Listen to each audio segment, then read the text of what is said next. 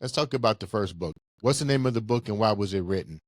Okay, Encouragement for the Dyslexic. And I wrote it because my youngest son is very dyslexic.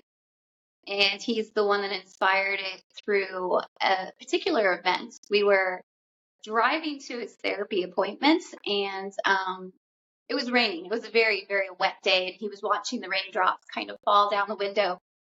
And he told me, he's like, Mom, wouldn't it be just awesome if we could if each raindrop was a different world and we just jumped from one raindrop to the other raindrop and experienced these different worlds? And it was just a beautiful picture of how different a neurodivergent mind can be and how his brain kind of processed his surroundings and what he was experiencing. I was like, that's brilliant. Sorry, my youngest son's name is Zeb.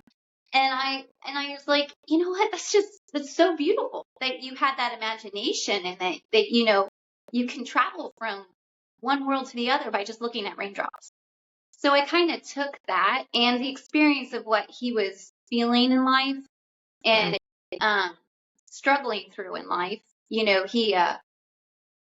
was definitely feeling the pressures at his age from being separated from his friends as far as I can't read, which ends up hitting you a lot in life as you get older. And so I wanted to take that experience with my son, that beautiful picture that he gave me, and I wanted to write a book that just reached out to dyslexic people and other people in the neurodiverse spectrum and say, you know what? You are unique. You are beautiful the way that your brain thinks. It might not be like everybody else's, but it's essential, and just give them the kind of empowerment and encouragement that they needed to see their difference, not as a disability, but as an ability that could just really take this world to next levels. So that's kind of what inspired that book. How much of your pain is in this first book? No, not much, no. Okay. The second book, Finding the Dancer. This is a series. Yeah. Within.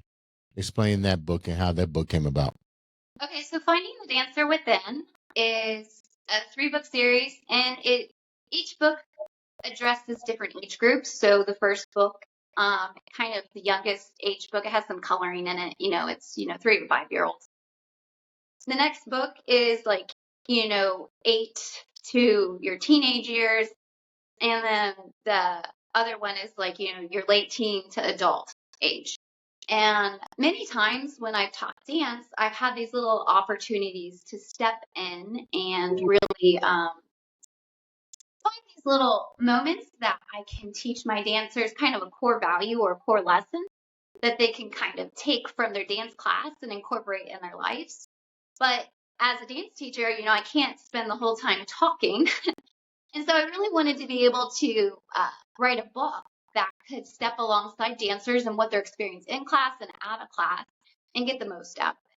So it's kind of like a dancer handbook where they can read it, they can reflect, they can maybe have some questions answered. Some dancers might think, is this normal that I'm thinking this in dance class or feeling this or frustrated? And I kind of just address how to find the focus that they need to get the most out of dance class.